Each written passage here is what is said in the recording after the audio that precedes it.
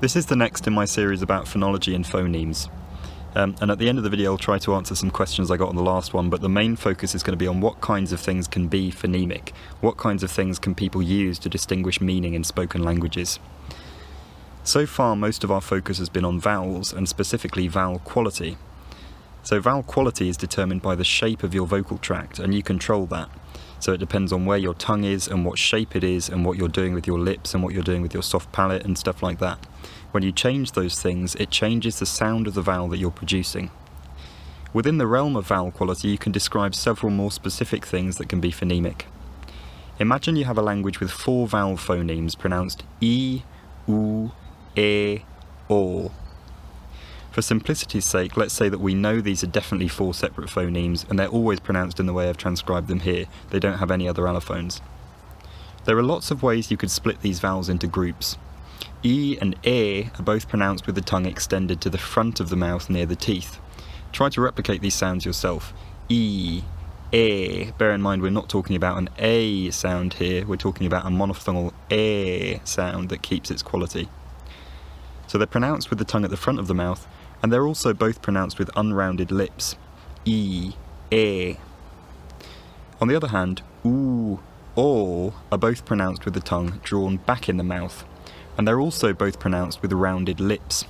Oo, o. So these are 2 obvious groupings of vowels within the system, based on phonetic characteristics.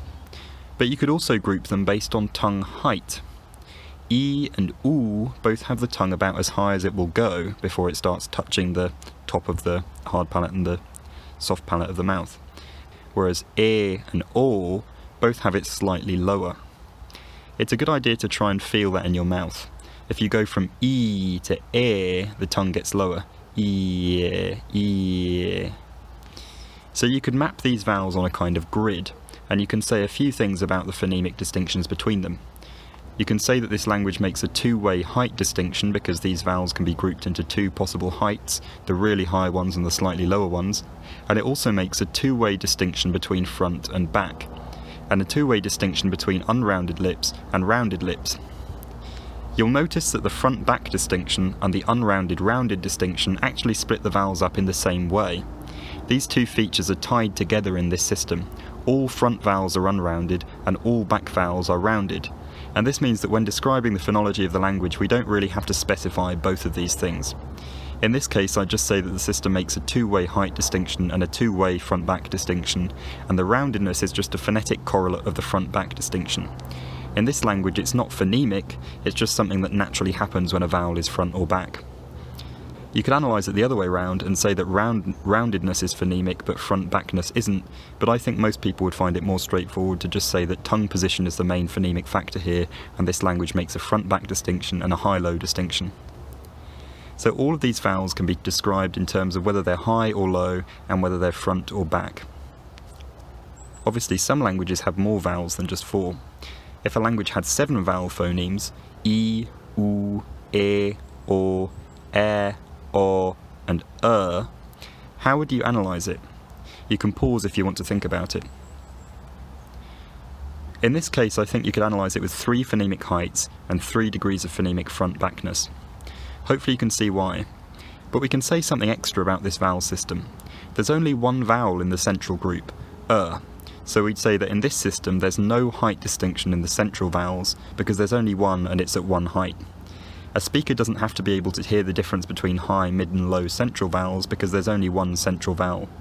But a speaker does have to be able to hear the height difference in the front and back vowels because these categories both have 3 potential tongue heights. I've shown you very symmetrical vowel systems so far that are quite balanced from front to back, and this is common in natural languages for reasons I'll explain in a later video, but not all vowel systems are perfectly symmetrical. You could have one that distinguishes 2 vowel heights in the back vowels and 4 in the front vowels. Some languages clearly do make phonemic rounding distinctions in vowels, so take the standard German vowel system, which is more complicated than the hypothetical ones we've worked with so far. We'll get rid of the central ones for now, and you can see that the front vowels come in pairs, and the unrounded ones all have a rounded equivalent. In the back of the vowel space, all of the vowels are rounded and there are no unrounded equivalents, so German distinguishes lip rounding in the front vowels, but not in the back vowels. Unrounded E, rounded Ü. unrounded I, rounded Ö, unrounded I, rounded Ö, unrounded E, rounded Ö.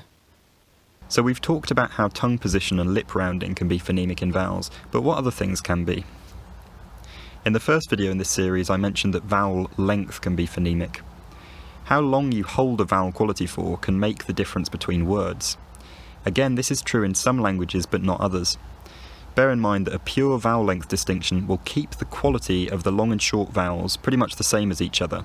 Short A, long A, short O, long O, short U, long U. Most rhotic dialects of English, that is, dialects where R is pronounced in all historical situations like American and Scottish English, aren't analysed with a phonemic length distinction because even though some vowels do tend to be held for longer than others, that's never the only difference between words. It's never contrastive. In these dialects of English, lip rounding and tongue position are normally enough for a speaker to identify the vowel. In Australian, Southeastern English and South African dialects of English, vowel length can be phonemic in pairs like bed and bared. If you listen carefully, the only difference is how long you hold the E sound. E, air. Plenty of languages distinguish vowel length, and plenty of languages don't. The majority of languages that do distinguish vowel length only have a two-way distinction, short vowels and long vowels. In IPA, the long vowels are marked with this symbol, a colon made of two triangles. A very, very small number of languages can be analysed with a three-way length distinction between short, long and overlong vowels, like A, and A. Estonian is an example of a living language that still distinguishes three vowel lengths. As well as length, nasality can be a phonemic feature of vowels, whether a vowel is nasal or not. If you pronounce a vowel with your soft palate lowered, some of the airflow goes through your nose instead of your mouth, and this changes the sound of the vowel. A versus A, E versus E. In some languages, whether a vowel is pronounced orally or nasally can change the meaning of a word. So even if we take just one tongue position, like a high front tongue position, a language could, in theory, make 8 vowel phonemes out of this by combining length, roundedness and nasality. I, I, I, I, I, I, I. Tone can also be phonemic. This is one of those things that's hard to describe acoustically because it can be a combination of pitch, loudness and other factors. But it means if you pronounce a vowel with different tonal patterns, it can change the meaning of a word. A can be different from A, can be different from A. Tone systems work differently from language to language, and I won't provide a comprehensive description of them here because I don't study any tonal languages, so I'd probably get something wrong. All of these things, length, tone and nasalization, can be so subtle that if you're not a native speaker of a language with them, it's very, very hard to hear them, especially if a speaker is speaking quickly. It takes a bit of practice. But we shouldn't leave consonants out here. Some languages have long and short consonants. We call long consonants geminates, or say that they're geminated. It's the difference between ata and atta, veso and vesso. Even though English doesn't usually have phonemic consonant length, you can kind of practice pronouncing long consonants by contrasting phrases like pairs of ices and pairs of vices. Of ices, of vices. Another thing I'll briefly mention with consonants is secondary articulations. Normally, consonants are just formed with one constriction in the vocal tract. T is formed with the tongue at the alveolar ridge above the gum line, K is formed with the tongue drawn back to the soft palate, but sometimes consonants are pronounced with some secondary thing going on. One example of this is labialization, pronouncing a consonant with rounded lips. The difference between aka and aka. In that second example, to an untrained ear, it might sound like I'm saying a sequence of k and then w, or a sequence of w and then k. But really, my lips are rounded the whole time I'm saying the k sound, and the lip rounding is kind of spilling over a bit into the surrounding vowels. Aka. Agua. This could happen with any number of consonants. Ata, atwa, aga, agua. Consonants can also be palatalized, pronounced with the front of the tongue drawn up towards the hard palate. Anna, anya, akka, akka.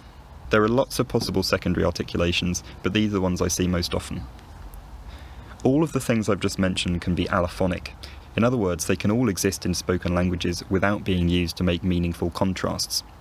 In many languages that have nasal consonants like n and m, a vowel that comes right next to a nasal consonant will often end up being slightly nasalized just because the nasal quality leaks over from the consonant. In order to have phonemic nasal vowels, you'd need to have minimal pairs of words where the only difference is whether the vowel is nasal or not. It can be surprisingly hard to tell the difference between nasal and oral vowels if your native language doesn't have them. It's just a matter of practice, preferably with a native speaker if you have access to one. Now for some final material. The exercise at the end of the last one was a difficult one. This phonological system could be analysed in a few different ways, and that's made more complicated by the fact that there are lots of sounds and not many words, so it's hard to find minimal pairs, which means we'll probably end up analysing this with fewer phonemes because there aren't that many opportunities for sounds to contrast with each other perfectly. Having said that, a really stringent interpretation is hard to make. Ketan, betan proves that g is different from b. Setan also shows that they're both different from s. So we have g, b and s so far. Katan, katan shows that word final m and n are contrasted. Is there any evidence that m and n are different phonemes from the other three? If we're being very stringent, no, there are no minimal pairs like that. Katam, ketam shows that a and e are separate when they're the first vowel in a word. Basam, basim proves they're separate in the other position as well. So we have a and e as two separate phonemes. Beshin, beshik proves that n and g contrast at the end of a word. Really, the way I'd analyse something like this is by defining minimal pairs a bit more liberally. A lot of the time, near minimal pairs are enough to establish phonemic status. So if the immediate sound environment was shared, that is, if the sounds immediately before and after your target sound are the same, then you can kind of treat it as if it were a minimal pair a lot of the time. This isn't always perfect, as one commenter pointed out, but we'll cover exceptions in later videos. If we're using that logic, g, b, s, a, e, d, we have n, so our real issues come with sh and e. The pair besin, beshin proves that one way or another, the s sequence is phonemically different to the esh sequence. But this could go two ways. You could say that e and e are separate phonemes and that s has the allophone sh when it comes after e, or you could say that s and sh are separate phonemes and that e has the allophone e when it comes before sh. Looking at other words helps us to clear this up. We see that s contrasts with sh in this word, so it seems like they contrast with each other as different phonemes. And we see that e and e don't contrast in any immediate environment. The only places we find e are after a b and before either sh or l, so it seems that e may be an allophone of e. Finally, g only occurs once in the whole language. In its immediate environment, it directly contrasts with n, m, and b. So far as I can see, it could be an allophone of any of the other consonants. It's most phonetically similar to g. G is uvula and g is velar, so they have similar tongue positions. So in absence of anything else, we'd probably group these together as one phoneme. But there's also this l sound that only occurs in one word, and in its immediate environment, it only contrasts with s and sh, if you consider e to be an allophone of e. L doesn't that closely resemble any other sound here, but it's pronounced at the front of the mouth and it's a fairly sonorant sound. It's sort of loud and continuous and it's not like a plosive where one burst of air is released. So I'd probably put it as an allophone of n. It was only through reading the comments on this video that I realised that d could be analysed as an allophone of g. So thank you very much to the person that pointed that out. In fact, I think this is the most sensible analysis. I've learnt my lesson and I will not invent horrible phonologies that even I don't know how to analyse. Next time I'll do something a bit simpler. But yeah, thank you very much to that person for pointing that out. If I've messed up in any way, let me know and I'll credit you in the description. But hopefully this is a fairly parsimonious analysis of a pretty horrible phonological system. Finally, I'll answer a question. A user called Van Haven said that the last video helped them understand the differences between phones and phonemes, but they still don't understand the point of learning about phonemes when studying another language. Wouldn't it be more straightforward to just learn about the phonetics and ignore how the phones are categorised into phonemes? And I agree it can be frustrating to read a textbook for a language you're learning and then see phonemic transcriptions and find out that the actual pronunciations of words are a lot more complicated. Phonemic transcriptions like this are most useful when your textbook also explains what the allophonic realizations of the phonemes are. So if you don't explain that English speakers produce a little puff of air after a p sound if it comes at the start of a stressed syllable, a Spanish speaker might read this word as bub rather than pub. Likewise, if you don't explain to an English speaker that Spanish b is pronounced like v between vowels, they're going to say beber and bibir instead of beber and bibir. But learning how a language categorises sounds into phonemes means you can think about the language more like how a native speaker does. Sometimes two allophones are in free variation, meaning they're completely interchangeable in certain contexts. Think of the glottal stop in some dialects of English. Some people will say cat and cat, or butter and butter, basically interchangeably. If you're able to recognise that these are the same phoneme and use them appropriately, you'll sound a lot more like a native speaker. Most words only have one fundamental phonemic structure, but lots of slightly different pronunciations depending on how fast you're speaking and what social situation you're in. To sound more like a native speaker, it's good to utilise this versatility in pronunciation, and in my opinion, the easiest way to do that is to learn the phonemic structures of words and then learn the overarching rules about how the phonemes can be pronounced. Of course, that depends on your goal. You don't have to sound like a native speaker to be understood.